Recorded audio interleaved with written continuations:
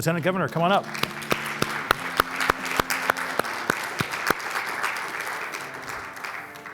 It's good to go. Thank you. Well, now that you've jinxed me by telling everyone that I'm here for many years to come, I hope that it's not a moment that lives on in infamy. I want to say, first of all, it's an honor to be here with you all. I know I took a look at the agenda for today, so I know you've been talking about a number of different topics, all of which are important and interesting, some policy related, some political. So an honor to be able to round out your day and hopefully, I don't know, don't hold me to the high standard of illuminating everything else you've discussed earlier today. I look forward to answering your questions in a bit. First, let me tell you, I want to just briefly tell you kind of what my job is, what my role is, since as DJ mentioned, it's not always totally well understood. And then talk to you a little bit about a policy topic that has become and is kind of the center of our work in the office, and that is higher education. It has become a core priority for me and for the office. So first, what does the Lieutenant Governor do? Most people here in Washington State are too polite to ask the question that's on their mind when they ask me, what do you actually do? Here's how I describe it. I wear 3 different hats. One is I serve as President of the Senate, as you heard, and in that capacity, I chair the committee that decides what bills will get a vote in the Senate. That's the Senate Rules Committee. All bills have to go through that committee to get to the governor's desk eventually. I make parliamentary and constitutional rulings on the Senate floor that can determine the outcome of legislation or provisions of legislation.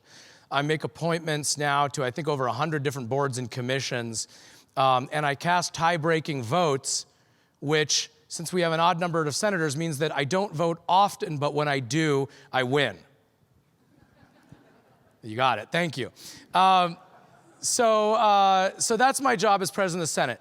Second hat I wear is I serve as number 2 in the executive branch. I love telling high school students, civic students that, you know, you've learned about the separation of powers. I'm the only person in state government that has that works in 2 different branches of government. So in that capacity, I serve as acting governor when the governor leaves the state. If things worked out for you this year, if 2019 was a productive and successful year for you, your business did well, your family's doing well, I'll take the credit for that, since I served as acting governor for a good chunk of 2019, as you all know.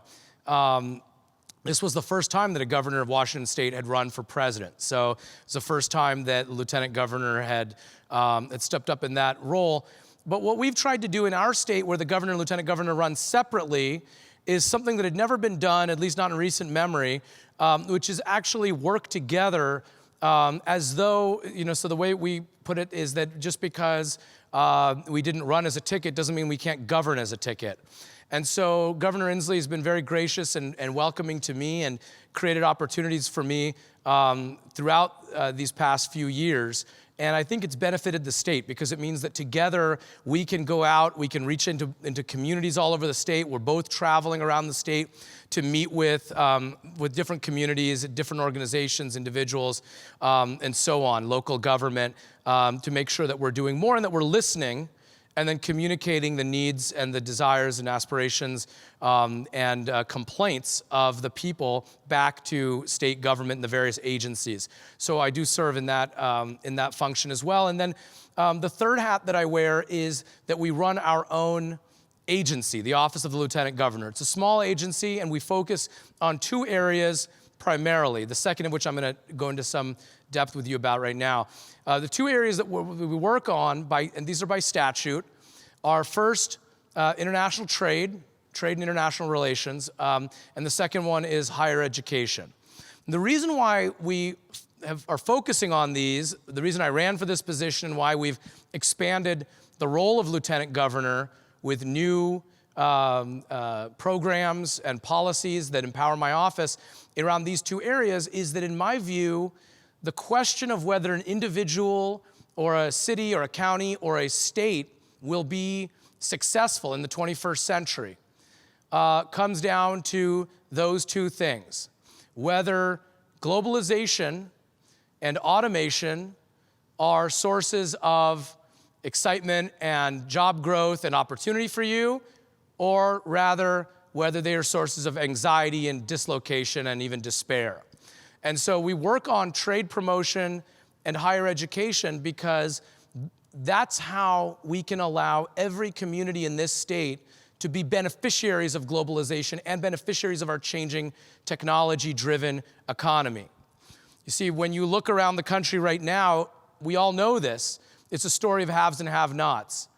But rather than just get into the partisan, polemical fights about inequality, what I've tried to do is instead say, what are the ingredients for success in this world right now? And we know that those communities that are connected to the rest of the world, that can find export destinations and tourist opportunities and foreign direct investment opportunities, we know that that benefits communities, rural and urban.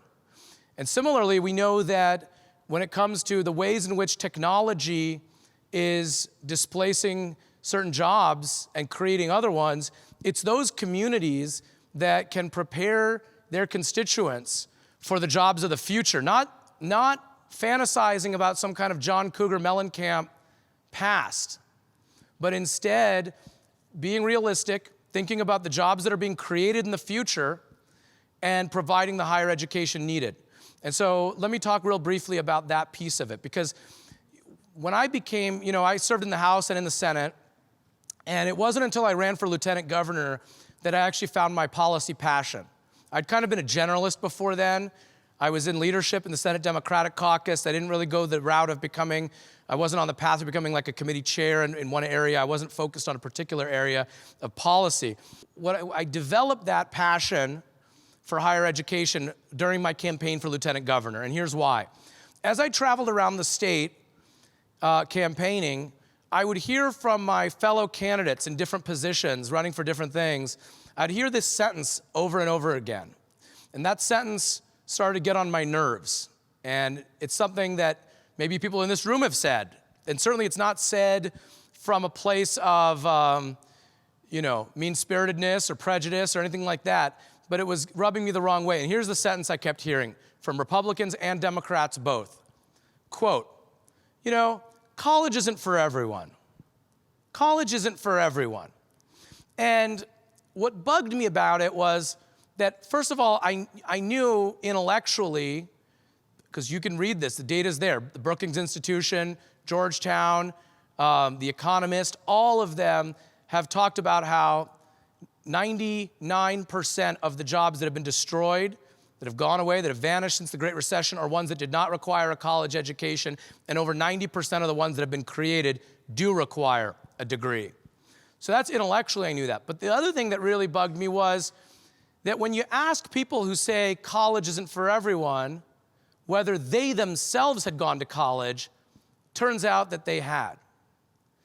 And then what's even crazier is that when you would ask them, okay, well, you went to college, obviously you don't think it's for everyone, so what are your kids doing? Oh, my son's going to Whitman and my daughter's going to UW. So college was for you, college is for your kids, but college isn't for everyone. Who's the everyone? How do we know? How do we know who's quote unquote college material or not?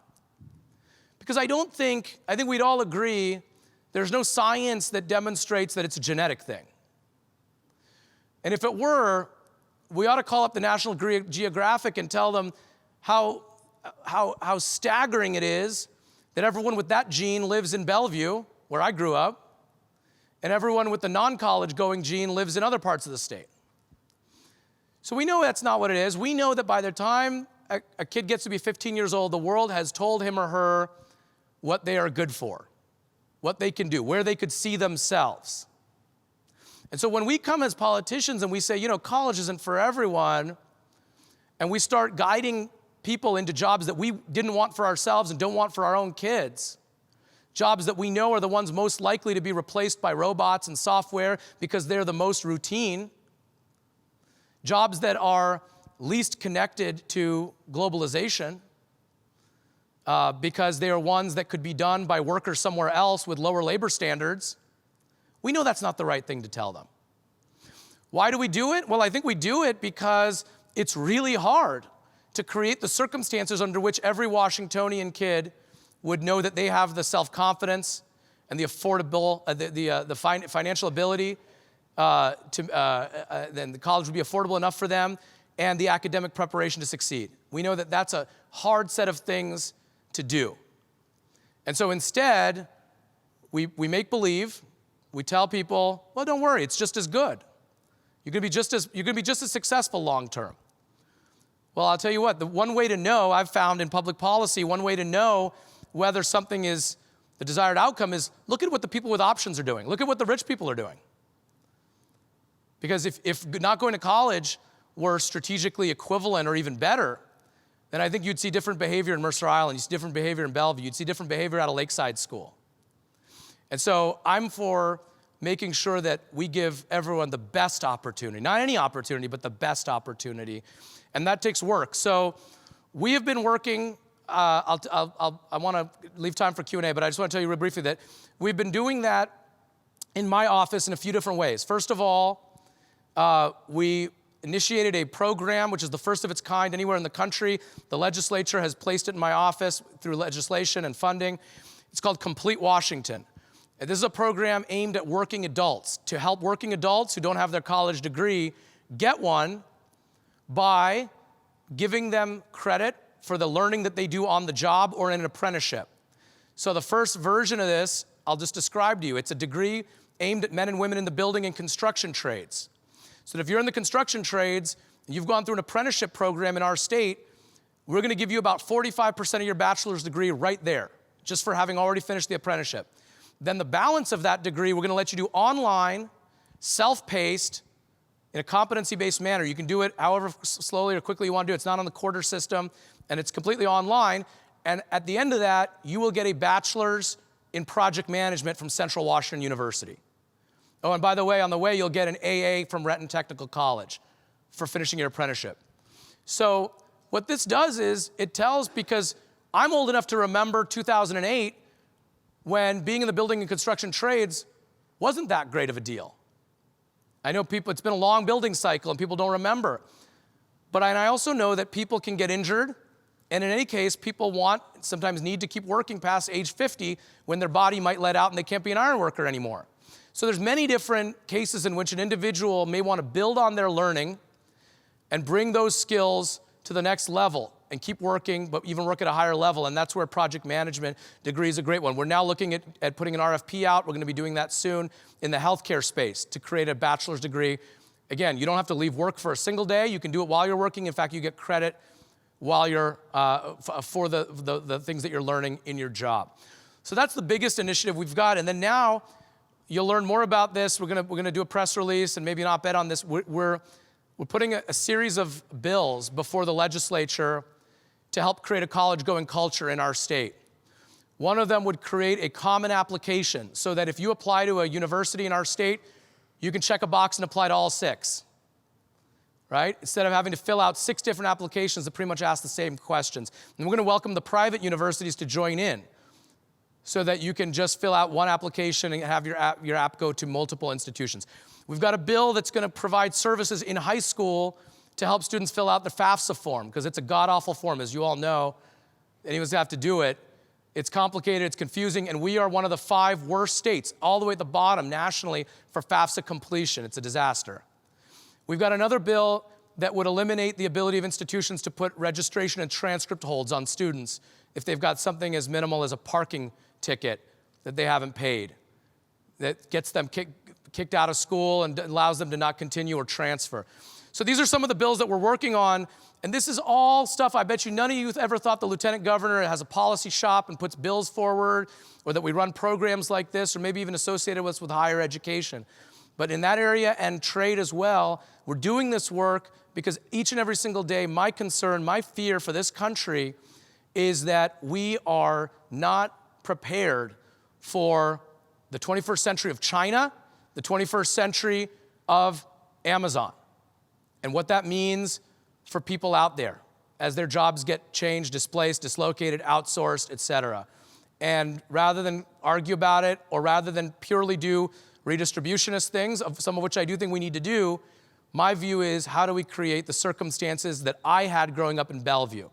Because as a 3-time cancer surviving, fully blind Iranian American from a mixed religion immigrant family, yes, I did face obstacles, but more than that, I was fortunate and blessed to have parents who had gone to graduate school and could guide me through that process of applying to college, and to grow up in a neighborhood, in a region that provided me that expectation that I would go on and travel the road from Braille to Yale. And now we want that type of pathway for each and every single Washingtonian, and then let them choose what they want to do. So with that, let me stop talking, and we can engage in a discussion. I think DJ and I are going to have a discussion, or maybe go to Q&A. Yeah, very good. Let's give him a round of applause. Good stuff. Yeah. Good stuff. Here you go. Thank you. Let's walk. We'll walk over this way, and I'll get you squared away. All right. We're going to have you take this chair on this side. There you go. Right, thank you. You hold on to that microphone All there, right. and I'm going to move over on this side. This is meant to make us look like we're very relaxed and we're just chill. We're just chilling. Yeah, there have been times when I have brought beers and martinis up on the stage. We don't have those here today. All right. I'm still sort of processing what I just heard you say. I think it's pretty inspiring, actually. There is sort of this kind of what I might term a right sizing of education conversation or paradigm in our state that some people just don't. It's not going to work out for them, or doesn't. Maybe that's not their best pathway forward. It does sort of seem to be not unique to your biography and your experience, but it certainly fits with your biography and experience. I'm wondering how much of that commitment to higher education you think is unique because of your experience, and maybe because of your age vis-a-vis somebody who might be also a proud Democrat, but 60 or 65 or 70 years old. Why do you think higher education has become this thing that you have so clearly, passionately spoken about? I think it's a few different things. It's one, I do have that experience of having a disability and having people kind of lower their expectations for me. Some of you, I won't go into it now, but some of you have heard me tell the story of when I was a kid and the school didn't want me to play on the playground, and we went and fought for the right for me to go out and play on a playground when I was a 3rd grader. And from that time on, there were those battles. You know, it was like school didn't want me to take AP classes. And so we had to go, and I'd take them at the local community college in physics and math and things like that.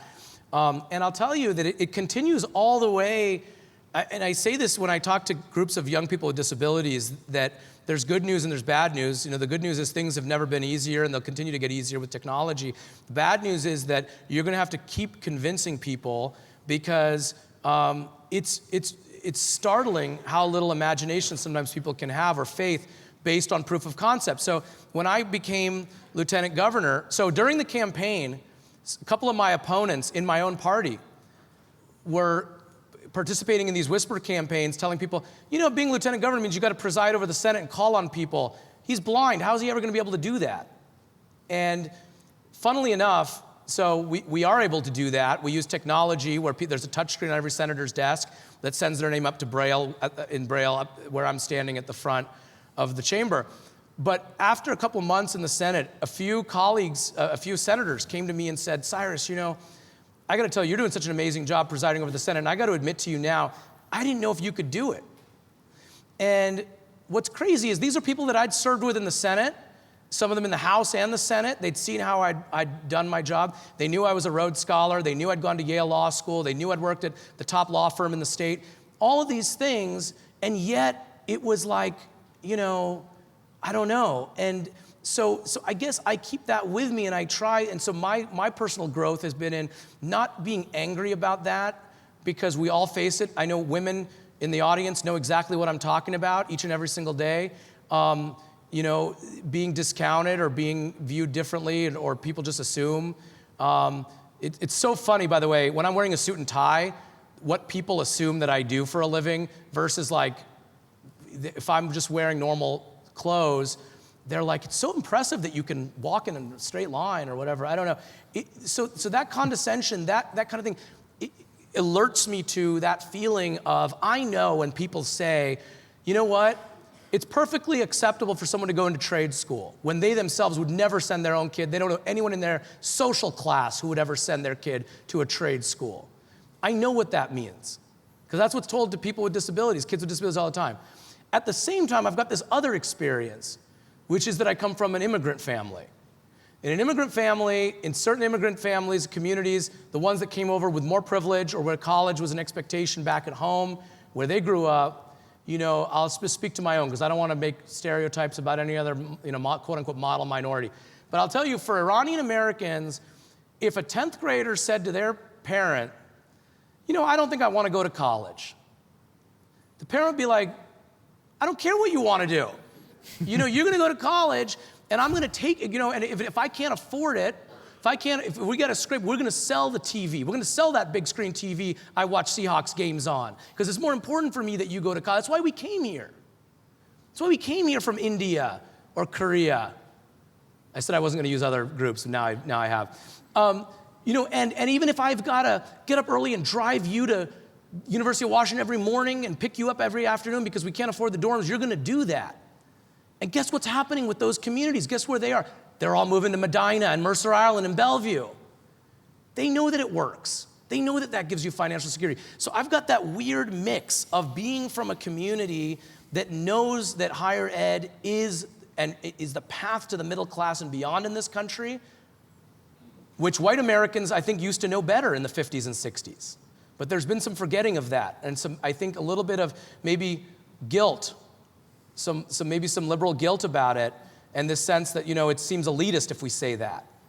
So I've got that, but I also have that kind of, that feeling, I don't know if I'd call it a chip on my shoulder, but kind of a sense of, I know what it's like to be counted out, counted down, and so that really, I think, probably animates it more than anything else. One of the things that I learned really a generation ago, and I think in the late 90s, and I think is still true today, though admittedly I haven't seen too much data on this recently, is that, and I think this came out in the 2000, in that Initiative 735 classroom size initiative back, like I say, a generation ago. But it was that we have something like the second highest number of PhDs of any state in the country per capita, and we graduate something like, you know, 49th number of kids who go through the K-12 system and graduate from a 4-year university per capita of any state in the country. Now don't hold me to that, but we got a lot of PhDs. We bring a lot of people in. We move a lot of people in, and yeah. It's increasing, and it feels like the people who have been here and committed to this community their whole life face a public education system that has historically not prepared them well for a higher education system that has historically not had enough access for them. In the higher education space, if we were to be successful in creating a culture of getting a college degree, how do we create more access for kids from here to higher education slots when many of the higher education slots enjoy out-of-state tuition payers, and sometimes, you know, they're not shy about attracting those folks. How do we get Washington State kids through 4-year degrees? Yeah, so I usually talk about this in terms of 3 things. One is affordability, one is academic preparation, and one is self-confidence. And don't sleep on that last one. You know, that's important. It's really important. When you talk to young kids, you know, we've created a few different leadership development programs in my office, including a college prep program that's based on study abroad experience. It's college prep called the Washington World Fellowship. And so we work with kids who would be first in their family to go to college. And the self-confidence piece is absolutely huge. Just that sense of, that's not for me, that's not for someone like me. Why? Because I don't know anyone else who went, and I wouldn't know what to do if I got there. And I don't know I've never lived away from home, and all of those kinds of things. So that's really, you know, that's really critical that we do things, you know, as small. I know there's some schools where teachers do, these may seem like small behavioral nudges, but they're important. Things like the teachers talking about their own college experience, you know, putting up memorabilia and posters of different, colleges, and getting kids into watching college football, college basketball, and so on, and getting that sense of school spirit and how exciting it is. Let's be honest, middle school and high school aren't always that fun. But I thought college was a lot of fun, and it's quite different. And I think, taking them on college tours and visits, and just setting that expectation that you will go to, like, all of you guys, when you're going to go to college. So the self-confidence piece is huge. With affordability, we took a huge step forward this year. And I want to make sure everyone in this room knows this, because we need to do a much better job of advertising and broadcasting this. But we have established, well, I guess if you're here, hopefully you've read about it in the Washington State Wire. But to refresh your memory, we've established the most generous state financial aid program of any state in the country, where if you're a family of four that makes up to $87,000 a year, you're going to have college completely paid for. And it's a remarkable thing, and we need to keep doing more on college affordability. And then on academic preparation, I think we've got some work to do. And one of the areas where I think we could be helpful there is by having more dual credit programs, exposing young people to things like college and the high school, advanced placement, and international baccalaureate. 2 years ago, I created a fund because there wasn't funding for low-income kids for the exam fees for AP and IB to get their exams paid for. And so the private sector came together with some public sector funds, and we covered every single student. And now OSPI is committed to doing that moving forward. So these kinds of things are really important, but you all are familiar with the K-12 discussions out there that have been going on for as long as I've been in politics. Here's the thing, if we say college isn't for everyone, and by that we end up meaning college is for the rich kids, well then how are we gonna focus our K-12 system, right? It's not gonna be about college readiness, because that's an elitist idea. So that's why this idea of college isn't for everyone is not only pernicious for our higher ed system, I think it will actually erode standards and quality in our K-12 system, because it shifts what the objective of that system is when kids graduate from senior year. So I think those are some really important things. In terms of completion in college, there's a lot of new work that's being done, funded by the Lumina Foundation and Gates and others. And this is an area that we don't have legislation specifically on this that we're proposing this year, but we're looking at expanding guided pathways, which is basically more advising for our universities. And I always tell college presidents when I meet them, look, I know you tell me that these kids are remedial, they come in, they need to catch up, and they need to learn how to do these things. Well, I'll tell you two things. Number one, when it comes to advising, I know you know how to do it because you do it for the quarterback of your football team. So whatever guides and supports and wraparound services you're providing for your athletes, the ones that matter to alumni, we need to make sure that every student matters to alumni in the same way. And the other thing I tell them is, I had the privilege of going to some of the most elite universities in the world. And the sad irony is that at those universities, pretty much anything you want to study, you can get credit for. When I was in law school, I took a class called Law and the Sopranos, okay? And I got credit for it. We need to, in our public universities here, we've got to give students some more flexibility in their degree pathways. And we got to work with the accreditation entities to push for broader degrees. I know people think the more specific and technical the degree is, the better. I'll tell you one thing, and you guys feel free to disagree with me, but I will tell you something that I think people are afraid to say. The main value in most jobs of a college degree is not the actual major and what that degree is in. I don't even know what the people that work in my office, what they got their degrees in. I'm guessing some of them are poli-sci, but I don't know. Here's what the college degree is largely about in many jobs. It's a proxy for something else. It's a proxy for saying, this person did something really hard. They did something that took time. They took something that took effort. And speaking for myself, it meant that even if I went out drinking on a Tuesday night, I woke up enough Wednesday mornings to get to class that I got the degree. Okay? So it's about discipline, it's about an on-ramp to adulthood, it's about responsibility, and that's why employers, despite how much we shake our heads and say, why would you need a college degree for that? You shouldn't need that. That's what they're using it for. And what's even more impolite to say in public is, it also kind of serves as an indicator of social class. It's a statement about your social class. Do you share that class with the employer? And I know, again, it's not me that's doing this. This is how the market is. It's my job to prepare my constituents, all of you and the 7.5 other million folks out there, for that market. So it could be that this time next year, we're in December of 2020, we're talking about a new Democratic president-elect. Hear, hear. We could be talking about a set of folks who have been or will expect to be nominated for cabinet positions, like the Department of Energy, like the Environmental Protection Administration. And you think I would be great for those? I do. I also think that Governor Inslee might be a name on that list, and that we could find ourselves in a situation in time, the next 18 months, where you are governor. For folks who don't know much about Governor Habib, what is a Cyrus Habib Democrat? What is that? How is that Democratic brand or vision maybe unique vis-a-vis other Democratic figures in the state?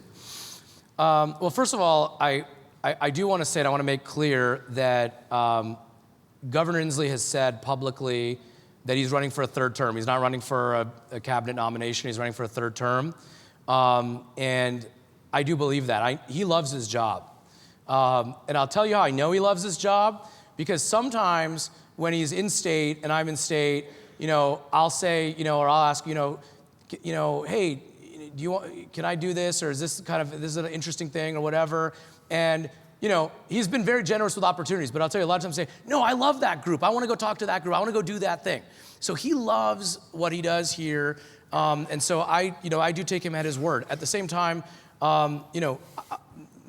there's a lot of moving pieces, and I know how much he cares about climate change and the job creation that could be associated with it.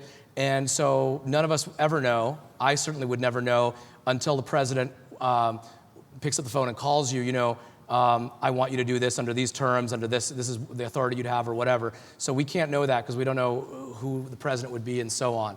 But I did want to say that I don't think that that's something the governor's is front of mind for him. In terms of how I would be if I were, if I were in the position of governor. Well, more specifically, what does it mean to be a Habib Democrat, even as lieutenant governor? I would say what it means, and I think you could look to what I've done as lieutenant governor, which I think fit me a lot better than being a legislator. And what I think it means is focusing on real world problems and things that may not be, the kind of screaming headline kind of stuff. Like, I don't know, do you guys think that there'd be a front page story that Washington's 6 public universities create a common application? But I think, you know what? I think that makes a big difference to people. I think that does move the needle. I think it will move the needle on college. In fact, we have data that shows that it does, that when a university joins the Common App, the big national Common App, they see a 30% increase in applications. And I think, and it also increases in diversity of their student body. So, I'm not somebody, and when it comes to trade, for example, that we're out there already working with communities like Raymond, working with communities like Port Angeles, to say, look, let's, rather than, ever going down the path of blaming immigrants or going down the path of blaming other countries for trying to help their economies, let's instead try to figure out, what, you've got a lot that another country or government or investor might be interested in. How do we make sure that you're connected? We know you can't afford to have a consultant over in Japan to find Japanese investors or business partners or joint ventures. But what can we as a state do with the Department of Commerce, the Department of Agriculture? So right now, we've just begun working on an initiative to connect small towns with trade opportunities globally. So I think what it is for me, it's not about rallies. It's not about, kind of trying to have the issue instead of having the solution. And it's really about what can we do in a concrete way today to try to change people's lives. And I'll be honest with you guys, I wasn't always that way. You know, I wasn't always that way.